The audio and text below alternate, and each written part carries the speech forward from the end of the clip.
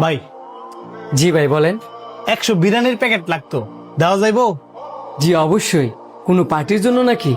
যদি পার্টির জন্য হয় তাহলে কিন্তু আমাদের এখানে করতে পারেন। না না, পার্টির জন্য না। ওই আমার এক প্রতিবেশী গত 3 দিন আগে মারা গেছে।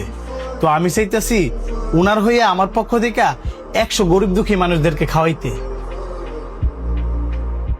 বাহ, আপনি তো অনেক ভালো মনের মানুষ। তো এই লোকটা মারা গেল কেমনে?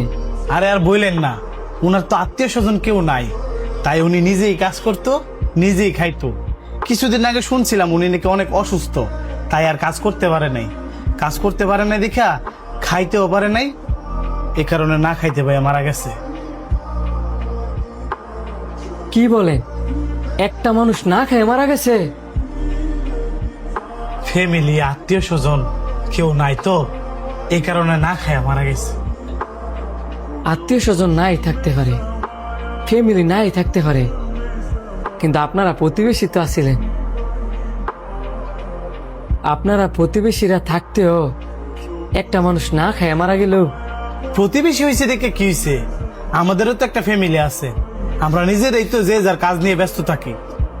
আপনারা প্রতিবেশীরা এতই ব্যস্ত থাকেন যে আপনার পাশের প্রতিবেশী একজন না খাইতে হয়ে মারা গেছে, আপনারা কইতেই পারলেন না। আর অথচ লোকটা মারা যাওয়ার পরে ওই লোকটার হইয়া আপনি এসে এখন বলতেছেন যে 100 বিরিয়ানি নিবেন গরিব দুঃখীরে খাওয়াইবার লেগিয়া। এই যে আজকে আপনি 100 বিরিয়ানি প্যাকেট নিতেছেন গরিব মানুষে খাওয়াইবার লেগিয়া, এই খাবারটা যদি ওনারা সঠিক সময় দিতেন হয়তোবা উনি আজকে পৃথিবীতে বাচ্চা থাকতো। আপনার ফ্যামিলির পরে হচ্ছে আপনার প্রতিবেশী।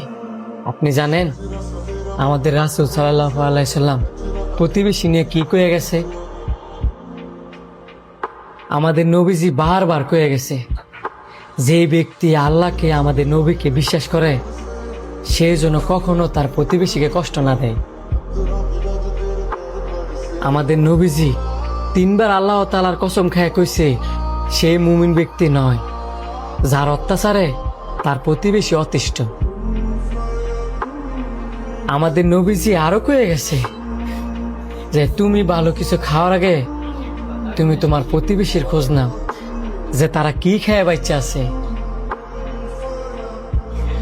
আমাদের নবীজি এইভাবেও কয়ে গেছে যে আপনারা যদি তরকারি রান্না করেন ওই তরকারিতে যাতে ঝোল বাড়ায় দেওয়া হয়, যাতে করিয়া ওইখান থেকে আপনি আপনার প্রতিবেশীরে দিতে পারেন।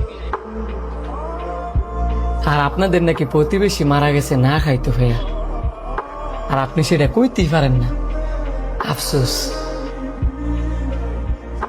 হাজার হাজার টাকা দান করলেও কোনো ফায়দা নাই যদি কিনা আপনার প্রতিবেশী অনাহারে থাকে।